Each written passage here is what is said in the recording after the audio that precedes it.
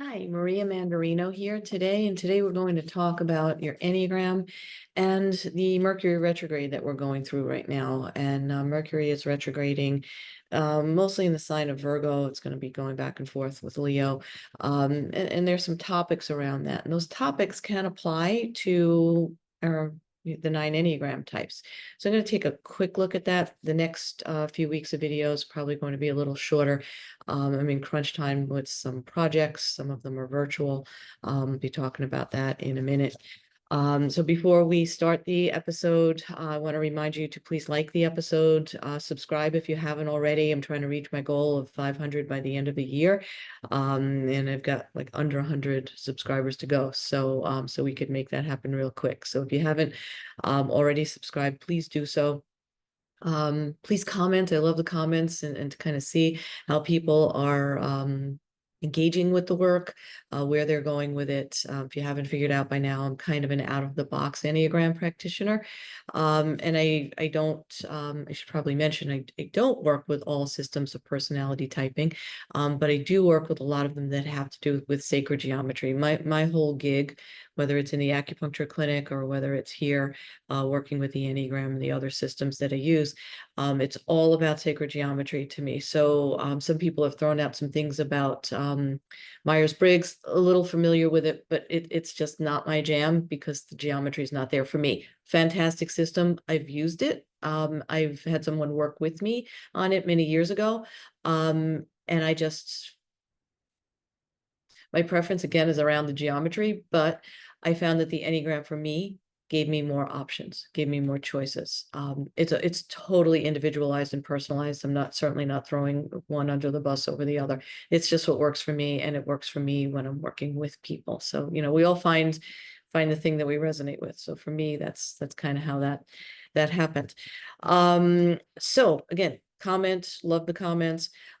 Please share the episode. I've been noticing a lot of shares, so I do appreciate that because it does help get the word out. It just gets people thinking about different ways, different options that they have to improve their life. So thank you for doing that. If you haven't already, I'm encouraging people to sign up for my email list through my website. If you go particularly to the Enneagram page on the website, that will give you the specific mailing list for anything related to spirituality in the Enneagram. The other list, just be careful of which one you choose. The other one is going to be for my acupuncture practice, so you'll get some acupuncture emails otherwise. So, and if you want both, feel free to sign up for both of those on the corresponding pages. I'm also on Instagram, Facebook, LinkedIn. The easiest way to find me, go to the website, mariamandarino.com, upper right-hand corner, all my social links, just so you know. I'm listed in those places under West Valley Acupuncture because frankly, I'm a type 5 and I don't have bandwidth to keep more than one social media page. So everything goes under the acupuncture page, whether it's Enneagram stuff, whether it's acupuncture. There's just one social media presence for me there. So West Valley Acupuncture is what you would be looking for. But again, the direct links are right on my website. So upper right-hand corner on mariamandarino.com, and you'll find everything you need there.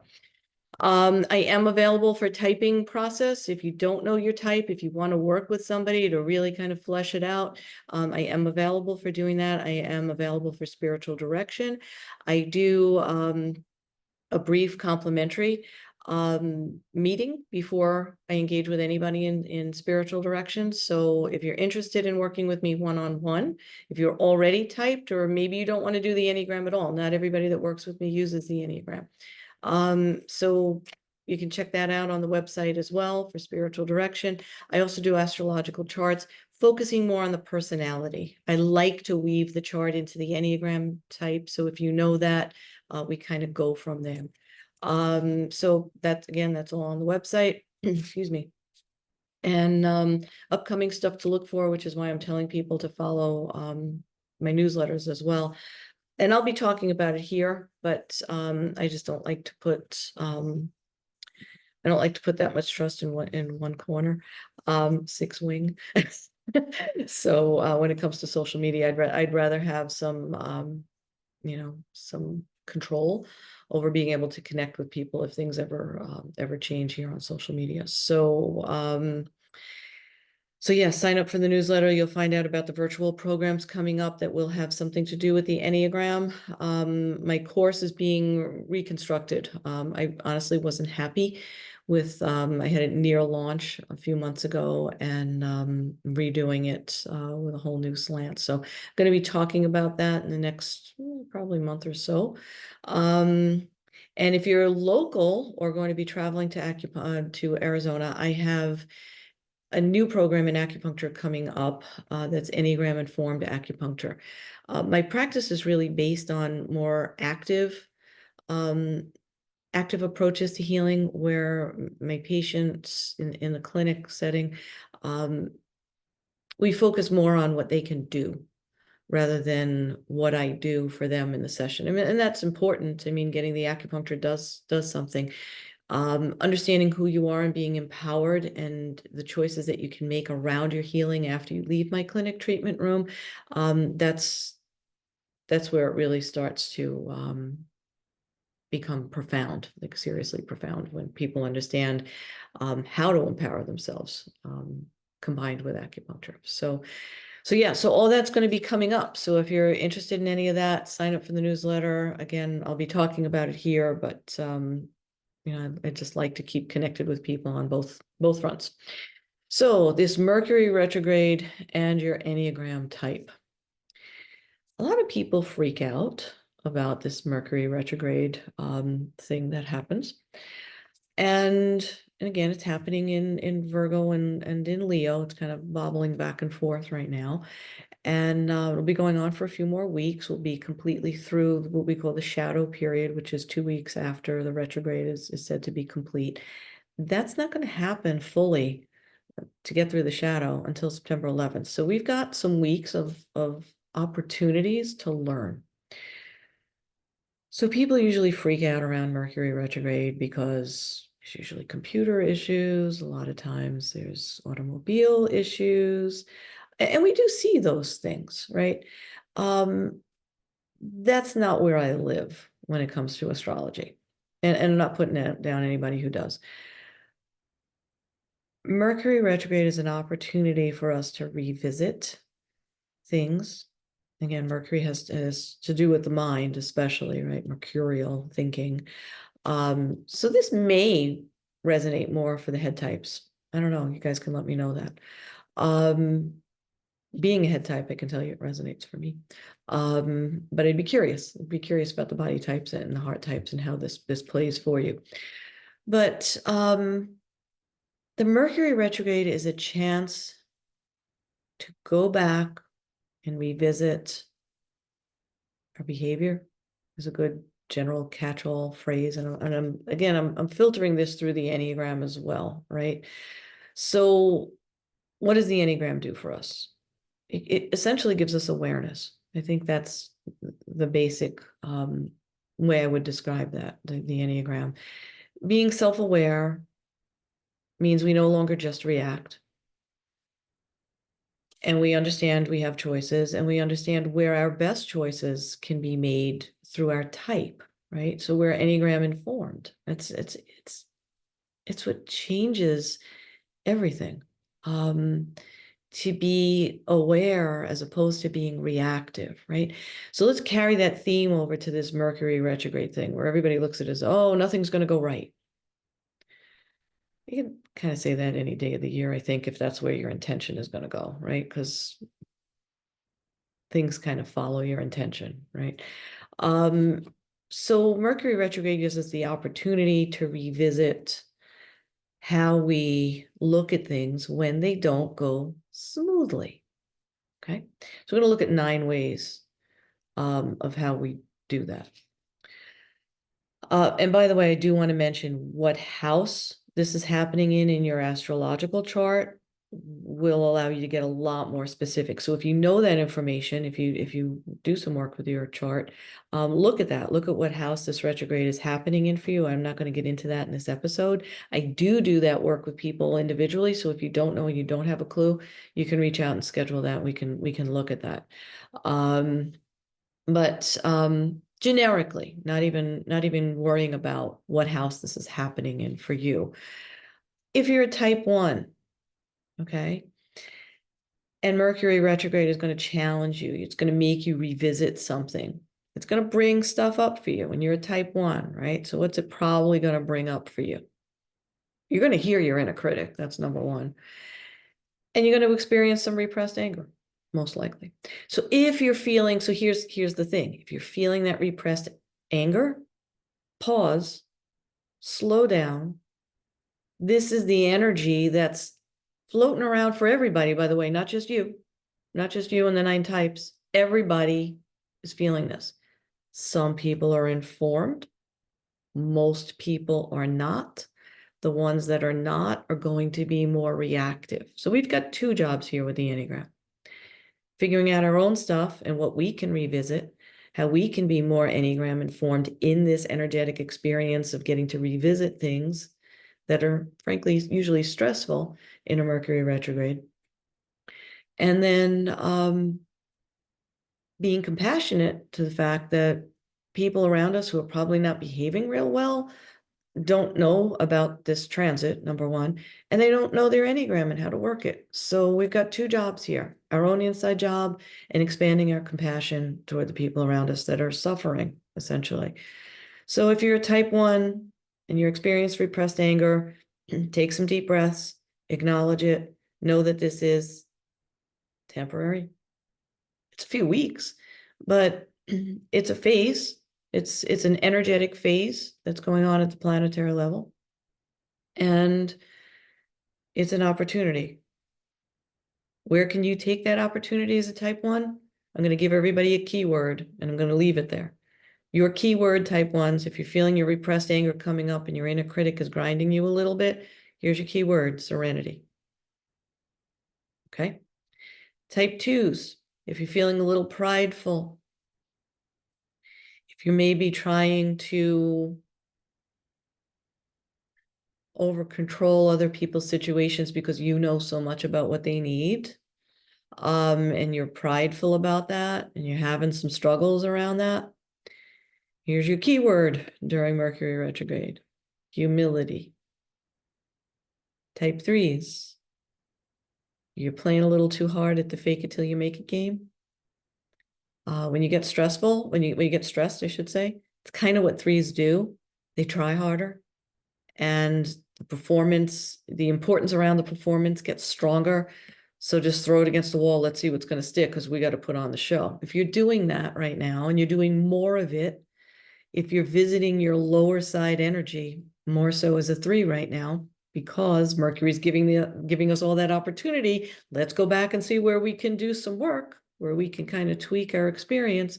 Here's the key word for you, type 3s, truth. Type 4s, maybe you're feeling a little more envious than usual. Maybe you're spending a little more time in that dark shadow space of your envious state as a 4 during this time where Mercury is making us go back and kind of into shadowy stuff sometimes, right? So if you're a little living in that space of they've got it all and there's something wrong with me because I'll just never, it never works that way for me, and no one understands that, and it's just hard for me, and it seems easy for everyone. If you're doing that kind of thing, here's your keyword. You guys all know these words, okay? I know you know these words. Equanimity is my type 4's keyword, okay? The key right now is when you're under stress, when Mercury is causing you to feel the delays that Mercury does, which makes us have to revisit situations, things, our behaviors, our patterns of behavior. We forget these key words that we all know. If you're here doing the Enneagram thing with me, you've heard these words somewhere. You've heard them on my channel for sure. And I'm sure you've heard them and read them in other places, right? So you know these things. We all know them. When we're under stress, when we're being challenged, when we're being forced to revisit things that we haven't handled real well before, and our knee-jerk reaction is probably to not handle them well now, we need the keywords. Okay, so put them up on your bathroom mirror if you need to, but we need the keywords. Okay, so in type 4, equanimity, there's your keyword. Type 5s, avarice. Okay, if you're getting a little stingy around your energetic resources of time and information, those are usually where type fives are going to pull back. They're going to feel like they just don't have enough. And in this Mercury retrograde, if you're feeling overwhelmed with, let's say a perfect example for a type five would be computer issues, right? And slows you down. And the one thing that type fives feel they don't have in the first place is time, right? So this Mercury retrograde may be making you feel time stressed. So what do you do as a five? You pull back even more and you don't give from your resources. So here's your keyword type fives, non-attachment. Want to stress doesn't mean detachment. It means not attachment. It means going into that observer stance, that beautiful, where you can just kind of see all. I work with a type five who talks about having jumped out of a plane, parachuting out of a plane, and being able to see it all, and that moment of peace that she had. So yeah, that's your non-attachment. Okay, just float above it all, observe it all. Okay, so if you're feeling that stress point of avarice, and you want to pull everything back, you want to pull everything in because you don't have enough time and you can't give people your precious time, or they're not smart enough for you to give them your precious time. If you're doing that kind of stingy behavior, non-attachment. Okay, just go to non-attachment. Type six, you're probably going to be feeling something around fear, anxiety, and your keyword around those feelings could be panic even. If any of that stuff is coming up for you, if you're feeling anxious, panicky, the word for you, keyword, is faith. Okay, seems simple, it's a tough one. So type fours, there's your keyword, faith. Type sevens. I think of type sevens as being very mercurial in nature anyway, and I wonder how many type sevens are actually ruled by Mercury or have a lot of Mercury placements in their chart.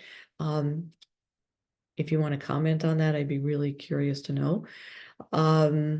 So type sevens in their lower expression, we associate the word gluttony with them. They'll overconsume whatever makes them feel good in the moment, right? So it's a momentary thing with them. So gluttony. You're doing all the things, fear of missing out. So we're gonna do all those things and maybe a few more to make sure we don't miss out on anything. You may find that you're doing that to an excessive degree right now as Mercury retrogrades and makes you feel limited because the energy is not moving forward right now. It actually is, but it's not moving at its normal pace. So it feels like it's retrograde. The planet doesn't actually move backwards, but this is a feeling of everything being delayed and slowed down. So sevens really don't like that because they like that whole forward moving. We all like the forward movement, but sevens really like it. So when you don't have that indulgence, when you're not able to indulge that, your inclination is probably going to be to consume even more. So you might find that gluttony to be even more amplified than it might normally be when you're stressed. So here's your keyword, type sevens, you know it, sobriety. Okay. Type eight. Mercury retrograde may make you experience the shadow of the eight, which is lust. More is better. Bigger is better, louder is better. It's a little different from the seven. It's actually a lot different from the seven.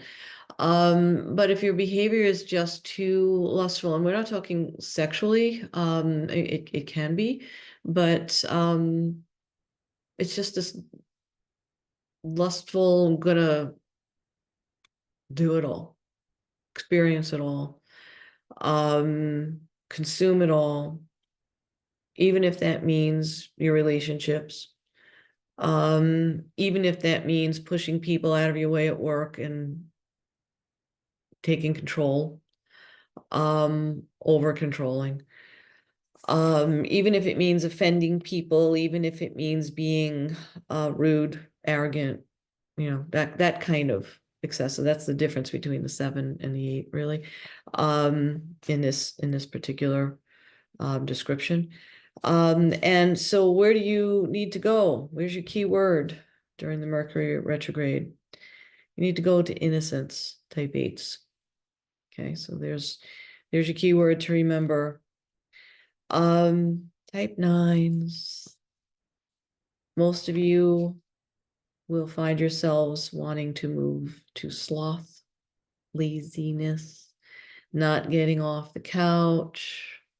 Why bother? Why not just watch TV and just kind of do nothing, sloth. So if you find yourself in that state, your word type 9 is right action. Your keywords, I should say, there's 2 words on this one, right action. Right, so it's doing the right thing, right? Taking the action. Yeah, it's easier to be on the couch. The low side, the shadow of your type wants to be on the couch. Mercury retrograde is kind of like an on the couch energy anyway, because nothing's really moving in the right direction. So it kind of feels like you can't fight the tide, right?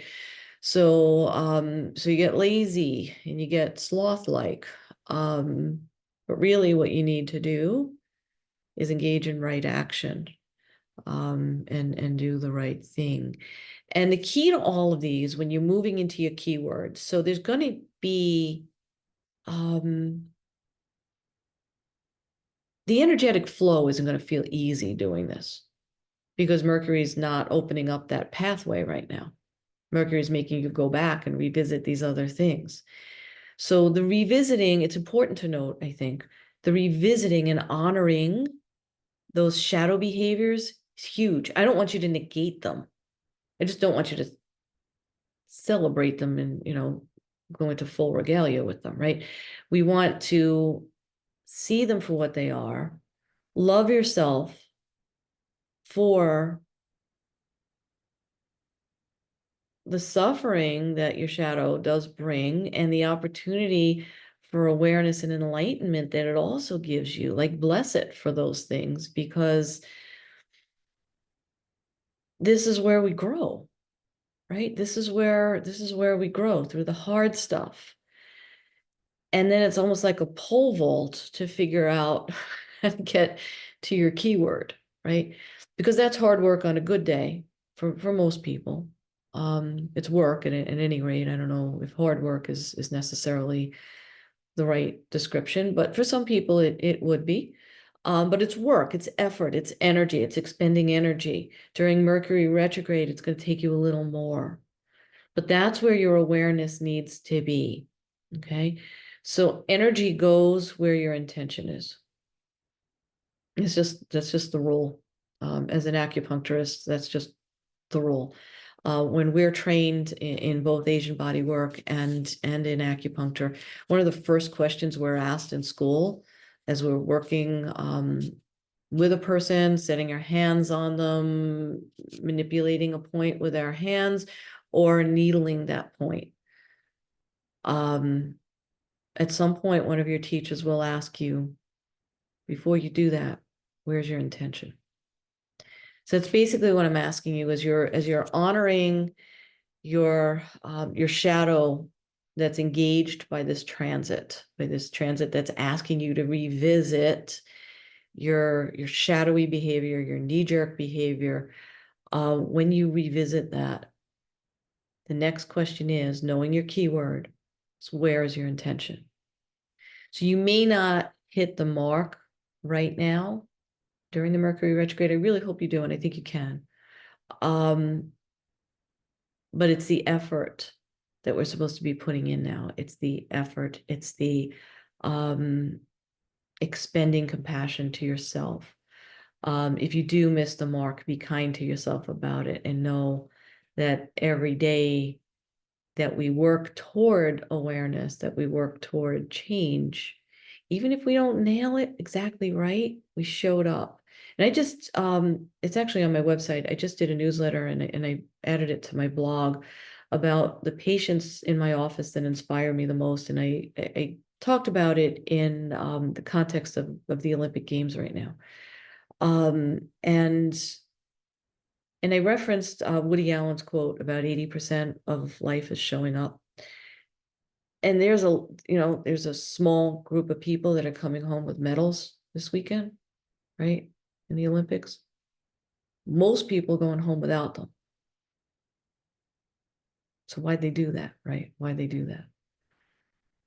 I think everybody hopes to get a medal. I think everybody knows that not everybody will. People know that not everybody will. And they show up anyway. And that's basically what I'm asking you to do, is during this transit that's going to ask you or require you basically to deal with some shadowy stuff. And I guarantee you, if it hasn't already come up, if you're not already reacting to certain things from your shadow, you will. You will, because this is just the human experience right now. Or you will see people around you doing it to really large extremes, most likely, if they're not, if they don't have tools like you guys have. So yeah, when those things happen, just like these Olympic athletes who, not everybody's going to come home with gold. You're not going to hit the mark every time you try to get to your keyword right now. But you showed up. 80% of life is showing up. You get to enough Olympic Games, you get further along. Your scores get better. People who didn't medal get to medal, right? We never know how that ends up looking, but every time we try from awareness, we get better. We do get better. So, so I invite you to do that. I invite you to do that every day of the year, but right now, it's a really good project to take on. So thank you for being here. Please remember to like, subscribe, comment, and share. Remember to sign up for the newsletter. Keep an eye out for new programs that are coming up. And thanks again for being here. See you next time. Bye.